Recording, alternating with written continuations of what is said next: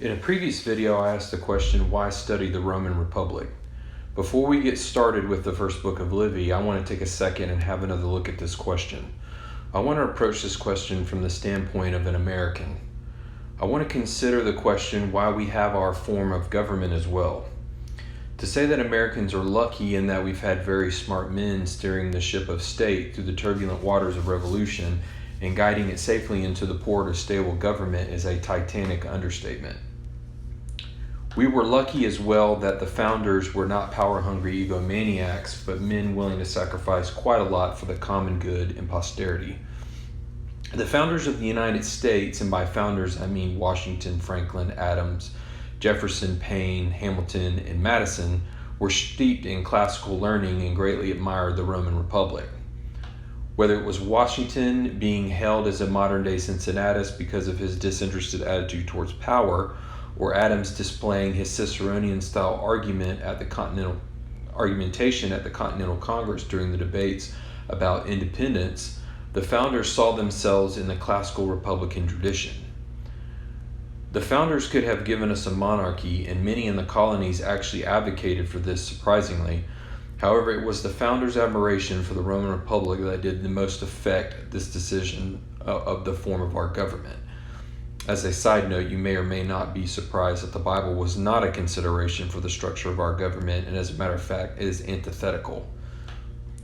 While the American Republic is not a shot-for-shot remake of the Roman one, its Republican form of a balanced mix of the one, the few, and the many, that is a monarchy, aristocracy, and democracy, is the best form of government that humans can ever hope to have.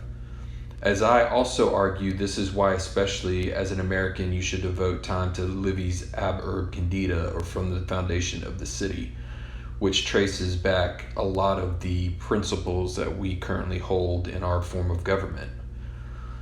So with that being said, without further ado, let's begin Livy's history of Rome.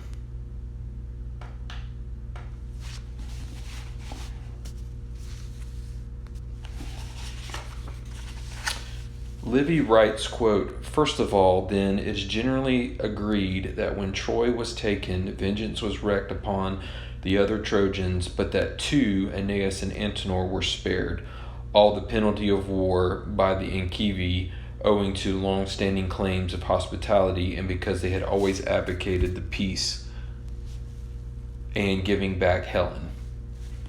In the beginning, we see that Livy is doing what most historians did during his era. Writing in the 1st century BC meant that the Romans were not only conscious of their beginnings, but of the beginnings of most other people groups in the Mediterranean. At this time, it was mostly understood by the people of the Mediterranean world that Greek civilization was the pinnacle of its culture. It's true, it would be very hard to overstate the extent to which the Greek city-states influenced other peoples of the Mediterranean. Greek civilization was so influential that the Romans absorbed it directly through contacts of the Greek civilizations of southern Italy and indirectly through the Etruscan civilization which lay to the north of Latium.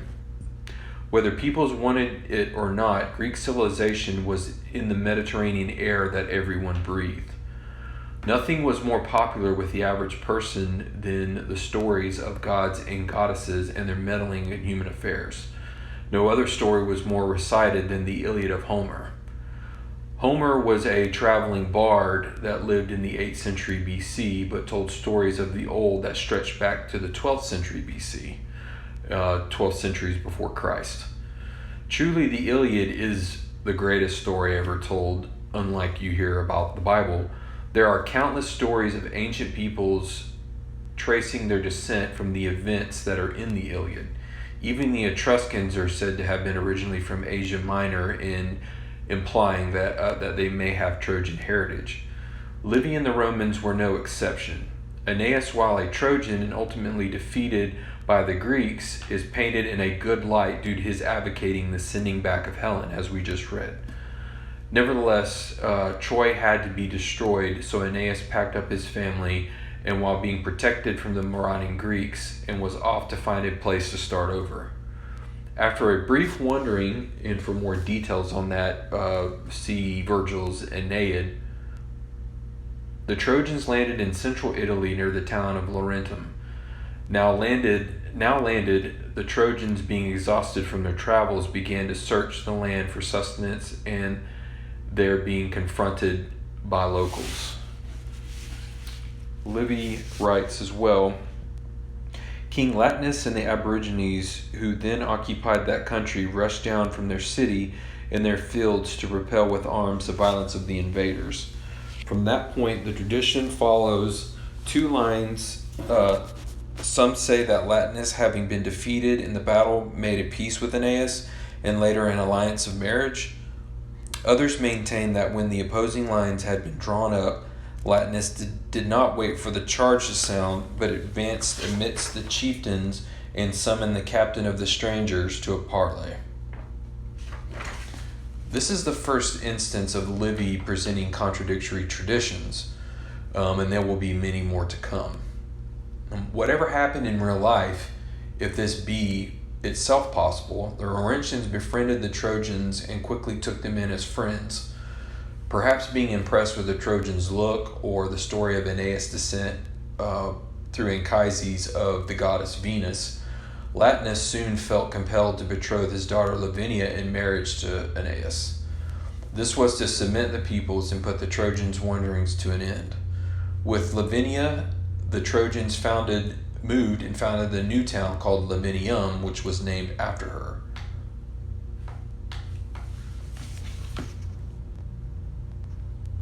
Livy writes, quote, War was then made upon the Trojans and the Aborigines alike. Turnus was the king of the Rutulians, and to him Livia had been betrothed before the coming of Aeneas. The Rutulians are a historical people, but are not Latin. They spoke a different language altogether than the Laurentians. They can be seen on this map in the red. Ancient Rome is in the dark blue towards the top, but the Rutulians are located within the area in red, with their capital being Ardea. Unfortunately for Turnus, regardless of right conduct, he couldn't stem the tide of fate. Not only did Aeneas defeat the Rutulians in battle, and Latinus was killed, making Aeneas the sole leader of both the Trojans and the Aborigines. Defeated, the Rutulians turned to the Etruscans for help. Livy writes, quote, Aeneas, that he might win the goodwill of the Aborigines to confront so formidable an array, and that all might possess not only the same rights but the same name, called both nations Latins. And from this time on, the Aborigines were no less ready and faithful than the Trojans in the service of the king. So there you have it. According to Roman tradition, the Latin peoples trace their lineage to a mix of Trojan and Laurentians of central Italy. So with these newly joined forces called the Latins, a battle ensued with Mezentius, the Etruscan king, which the Rutulians went to for help. The Etruscan king was defeated and the Latins won the day at the battle. This marks the last we will hear of Aeneas. Livy tells us that he dies but leaves his death up to speculation. Whether he died during the battle with the Etruscans is not mentioned, or perhaps he died as a result of old age is not known. In the next video, we will be looking at Ascanius and continuing Livy's history of Rome.